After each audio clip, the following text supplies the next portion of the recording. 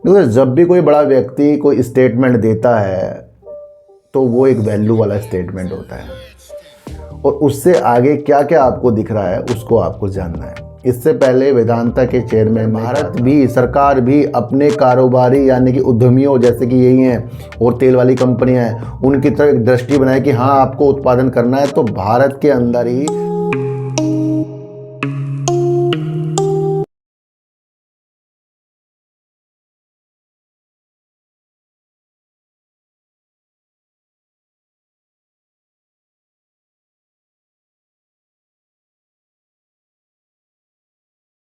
नमस्कार, मैं स्वागत करता हूं आपका अपने ही चैनल पर जिसका नाम है सार्थक बाजार से।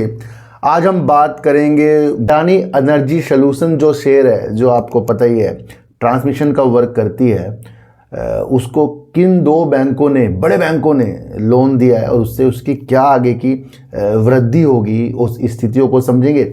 और देश के बड़े जाने माने उद्योगपति हमारे जो है वेदांता के चेयरमैन अनिल अग्रवाल जी ने एक ऐसा स्टेटमेंट दिया एक्स पर।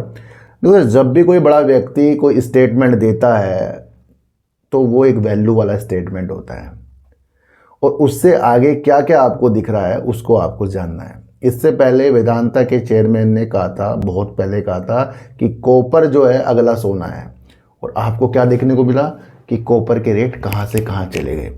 और अगर ऐसे उद्योगपति देश की चीज़ों को कुछ बताएं और वो भी तेल और गैस के लिए, तो यकीनन सरकार भी उसके अंदर फिर कुछ सोचेगी, क्योंकि हमें बनना है आत्मनिर्भर और हम तेल और गैस जो है बाहर से आयात ज़्यादा से ज़्यादा करते हैं। इसके ऊपर भी बातचीत करेंगे। इससे पहले देखो सर, एक चीज़ मैं आपको बताऊं, अनिल अग्रवाल जी ने एक बहुत अच्छा संदेश दिया है और दूसरा दृष्टि डाल दी है तेल और गैस के ऊपर। कैसे? दुनिया नहीं चाहती कि भारत जो है तेल का उत्पादन करे। ये दुनिया नहीं चाह रही है। वेदांता ग्रुप के अध्यक्ष अनिल अग्रवाल भारत के तेल आयात पर यह बात कही है और आपको पता है कि 90% से ज़्यादा तेल और गैस हम आयात करते हैं। अगर इसके अंदर हम आत्मनिर्भर बन जाएं, इसके ऊपर वर्क करने लग जाएं, तो कहीं ना कहीं यहाँ की तेल वाली कंपनियां, उसमें वेदांता भी है, तो उनके अंदर एक असर अच्छा पड़ सकता है। तो सर, उनका ये भी कहना है कि पहले भारत जो है अपना खाने का जो चीज़ें हैं वो आयात करता था। अब क्या हुआ, सरकार ने इसके ऊपर गौर किया, तो अब क्या हुआ, अब भारत खुद ही उगाता है हर एक चीज़। पुरानी बात बता रहा हूँ, जैसे उन्होंने बताया, तो यहाँ हम आत्मनिर्भर बन गए किसी के क्षेत्र में भी। इसी तरीके से वो कह रहे हैं कि अगर तेल का उत्पादन भारत के अंदर हमें बढ़ाना है तो हमें आत्मनिर्भर बनना पड़ेगा और इसके लिए यहाँ रोजगार भी निकलेंगे, क्योंकि अगर हम आयात करते तो इससे रोजगार नहीं बढ़ रहे हैं, पर अगर हम उत्पादन कर रहे हैं तो उससे रोजगार बढ़ रहे हैं। तो सीधा सीधा ये यहाँ की तेल और गैस की यहीं पर उत्पादन करने की वृद्धि को दर्शा रहा है। तो यहाँ पर भारत के अंदर बहुत अपॉर्चुनिटी है। जिस तरीके से वो कह रहे हैं कि यहाँ पर 20 साल तक आगे तक तेल की और गैस की वृद्धि होनी है, तो ये एक बहुत अच्छी चीज़ उन्होंने एक्स में पोस्ट की। और एक छोटा कोई व्यक्ति नहीं कर रहा है भैया है, तो उन्होंने ये बहुत अच्छे तरीके से हमें बताया है। दूसरा अगर मैं आपको बताऊं तो उन्होंने कहा है कि हमारे व्यवसाय, युवा और स्टार्टअप दुनिया भर में अमेरिका, मध्य पूर्व और यूरोप में इस उद्योग के 10% विशेषज्ञ भारतीय हैं। यानी कि अगर भारत देश में इस तरीके से तेल और गैस में वर्क हो रहा है तो उसके अंदर जो बड़े पोस्ट पर हैं, बड़ी अच्छी चीज़ों के साथ हैं, जो इसको जानते हैं, वो 10% भारतीय हैं। तो यानी कि हमारे यहाँ प्रतिभा की कमी नहीं है। उनका एक इशारा ये भी है। अच्छा, उन्होंने ये अमेरिका के उदाहरण के तौर पर बताया कि 2 दशक पहले अमेरिका हाइड्रोकार्बन आयात पर निर्भर था और असुरक्षित था। उन्होंने अपने उद्यमियों के लिए अन्वेषण खोलकर और इसे और लाभदायक बना दिया और अब ये इससे मुक्त है और वहाँ ये अब आयात नहीं करते अमेरिका।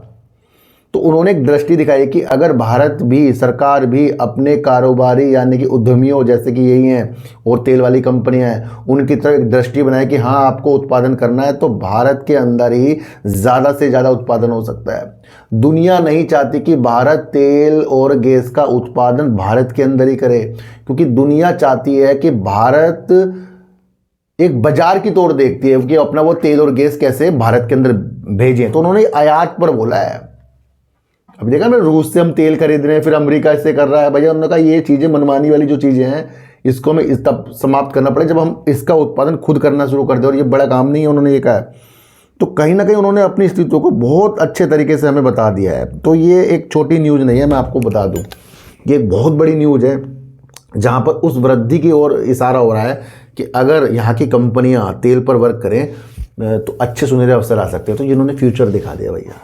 देखो सर, अगर आप सोच रहे हैं कि शेयर के बढ़त, नीचे गिरावट, इन चीज़ों से आप सब कुछ समझ जाएंगे, चार्ट कैंडल से सब कुछ समझ जाएंगे, तो ये तो धोखाधड़ी हो गई, मेरे साथ हो गई।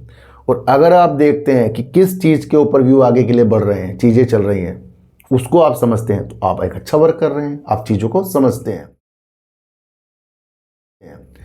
अब हम बात करेंगे अडानी एनर्जी सॉल्यूशन की, क्योंकि ये एक देश की सबसे बड़ी निजी कंपनी है जो अडानी ग्रुप की कंपनी है।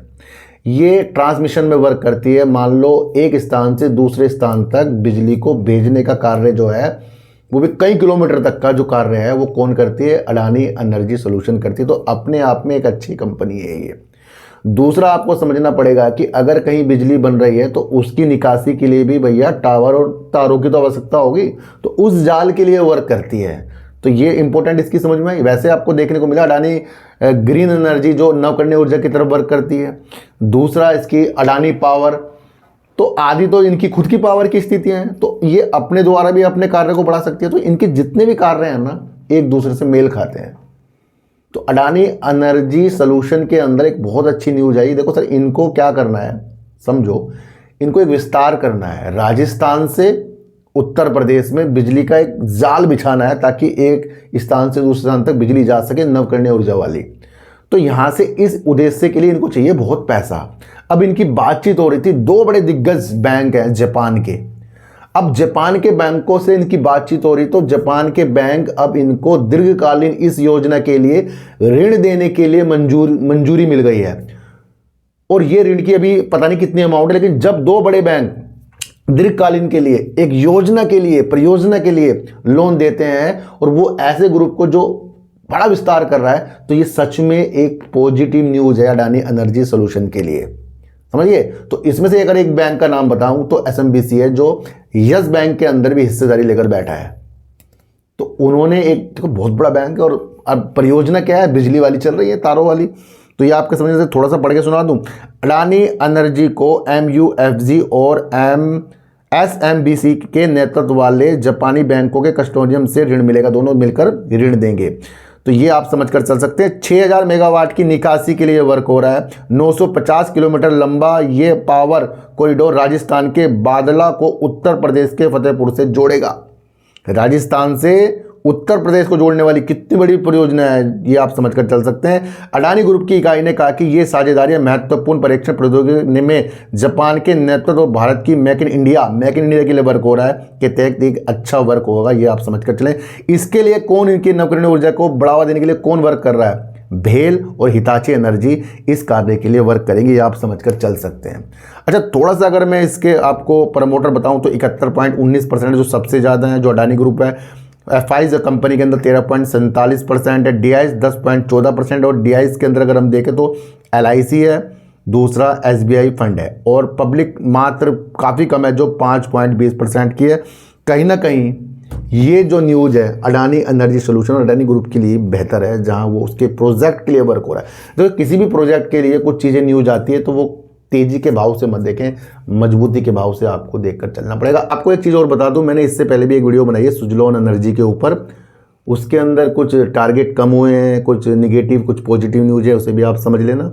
तो वो वीडियो आ चुकी होगी, तो कृपया आप उसे भी देख सकते हैं। आज की वीडियो से आपको क्या समझने का मौका मिला, एक बार मुझे ज़रूर बताना। किसी को भी खरीदने बेचने की नीतियाँ मेरे चैनल पर बिल्कुल भी नहीं है। मेरा कोई टेलीग्राम, कोई व्हाट्सएप ग्रुप नहीं है, और ना ही आज तक मैंने बनाया। तो सच्ची वीडियो देखिए, अच्छी वीडियो देखिए, समझ कर देखिए, चींटी को आटा दीजिए, गाय को रोटी दीजिए, और अपने बच्चों को ज़्यादा से ज़्यादा प्यार कीजिए, क्योंकि बच्चे ही आपकी मासूमियत से किस्मत पलटेंगे। तो फिर मिलेंगे आपसे नई वीडियो के साथ, जब तक के लिए नमस्कार।